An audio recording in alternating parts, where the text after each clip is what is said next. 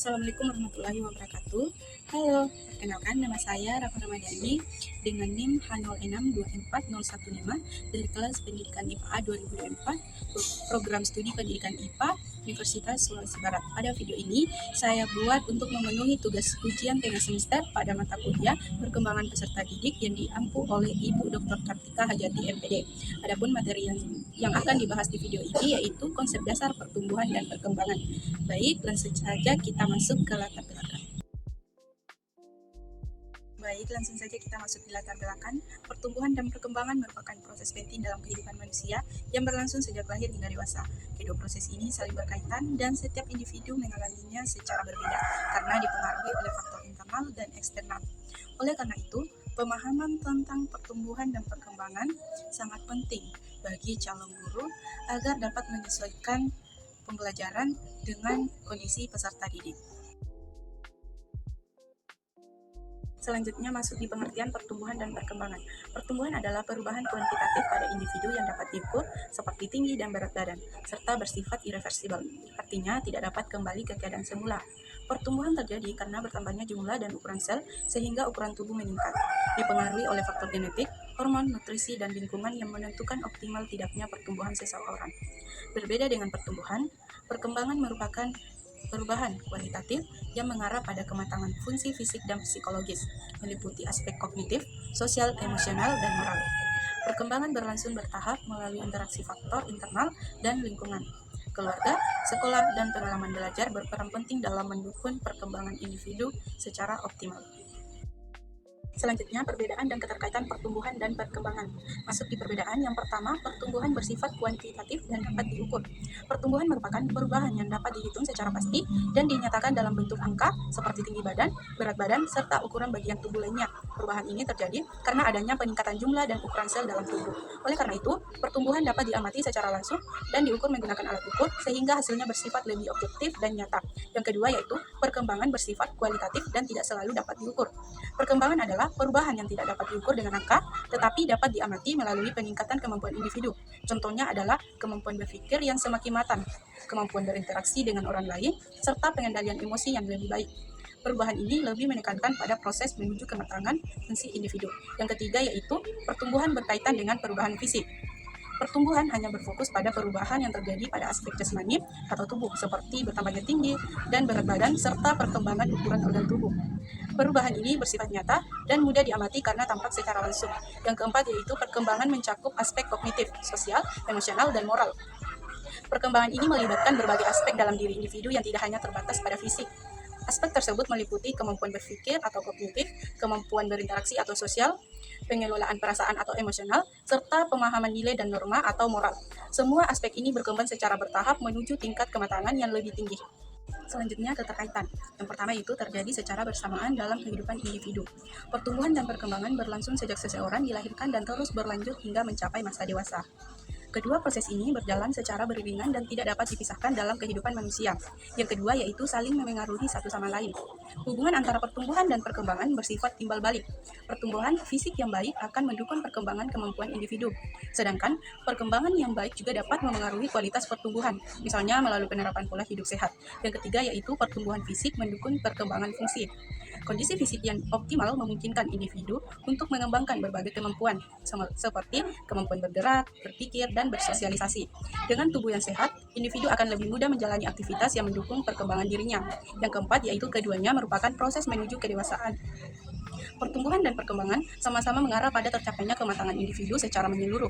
Pertumbuhan berperan dalam membentuk kondisi fisik yang optimal, sedangkan perkembangan berperan dalam membentuk kematangan mental dan perilaku. Dengan demikian, keduanya merupakan satu kesatuan proses yang penting dalam kehidupan manusia. Selanjutnya, faktor internal atau hereditas dan eksternal atau lingkungan. Langsung saja masuk di faktor internal atau hereditas. Yang pertama, faktor bawaan dari orang tua melalui gen.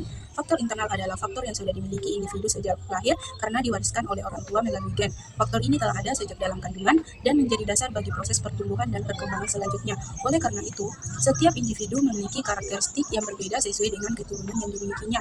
Yang kedua yaitu menentukan potensi dasar individu. Faktor hereditas berperan dalam menetapkan potensi awal yang dimiliki individu. seperti kemampuan intelektual, bakat, dan karakteristik dasar lainnya. Potensi ini menjadi landasan utama dalam perkembangan individu, meskipun untuk berkembang secara maksimal tetap membutuhkan dukungan dari lingkungan.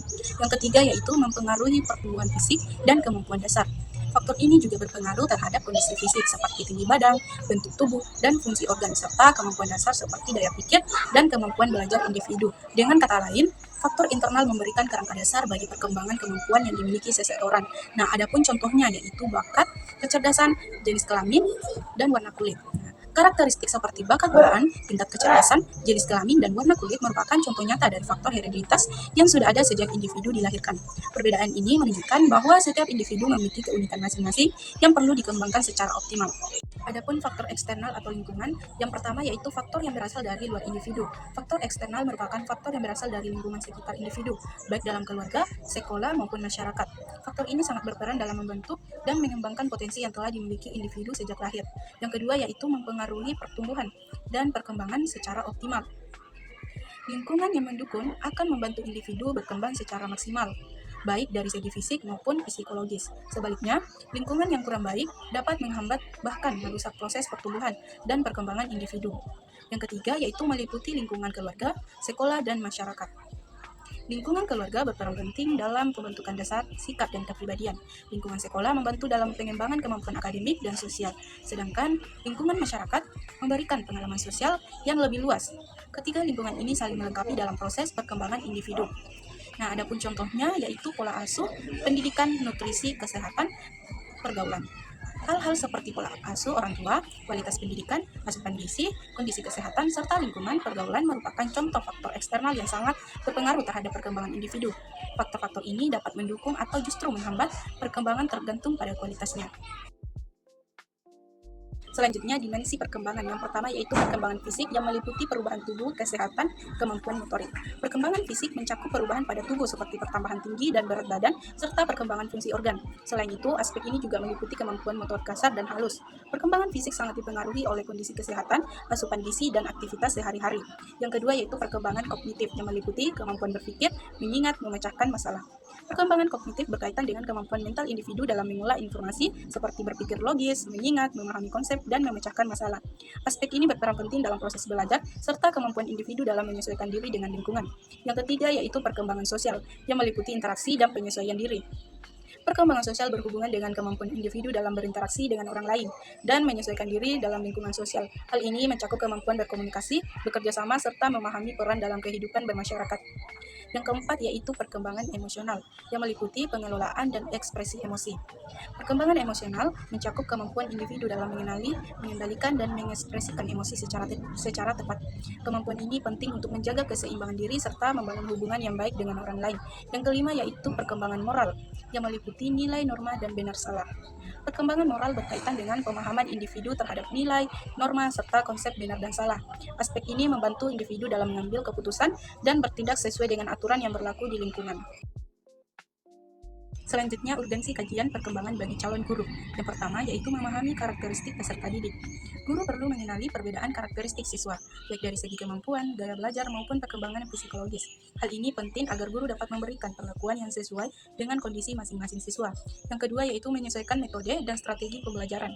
Pemahaman tentang perkembangan membantu guru dalam menentukan metode dan strategi pembelajaran yang tepat, sehingga materi dapat disampaikan dengan lebih mudah dipahami oleh siswa. Yang ketiga yaitu menentukan pendekatan sesuai tahap perkembangan. Setiap tahap perkembangan memiliki ciri yang berbeda, sehingga guru perlu menyesuaikan pendekatan pembelajaran agar sesuai dengan tingkat kemampuan siswa. Yang keempat yaitu mengoptimalkan potensi siswa. Dengan memahami perkembangan, guru dapat membantu mengembangkan potensi yang dimiliki siswa secara maksimal sesuai dengan kemampuan masing-masing. Yang kelima yaitu menghindari kesalahan dalam pembelajaran. Pemahaman yang baik mengenai perkembangan peserta didik dapat membantu guru menghindari kesalahan dalam memberikan materi maupun perlakuan yang tidak sesuai dengan usia dan kemampuan siswa. Bagi penutup, adapun kesimpulan dan refleksi dari materi yang telah dibahas. Kesimpulannya yaitu pertumbuhan dan perkembangan adalah dua proses yang saling berkaitan. Pertumbuhan bersifat kuantitatif dan dapat diukur, sedangkan perkembangan bersifat kualitatif yang menunjukkan kematangan individu. Keduanya dipengaruhi faktor internal dan eksternal. Perkembangan mencakup aspek fisik, kognitif, sosial, emosional, dan moral, sehingga penting bagi calon guru untuk memahaminya. Dan adapun refleksi dari materi ini, yaitu saya memahami bahwa setiap siswa memiliki perkembangan yang berbeda, sehingga guru perlu menyesuaikan pembelajaran. Hal ini relevan dengan kondisi pendidikan di Indonesia yang beragam, sehingga diperlukan pembelajaran yang fleksibel. Guru juga berperan sebagai fasilitator dan pembimbing. Sebagai calon guru, saya perlu terus belajar agar pembelajaran lebih efektif dan bermakna. Demikian materi yang dapat saya sampaikan. Semoga materi ini bermanfaat. Terima kasih.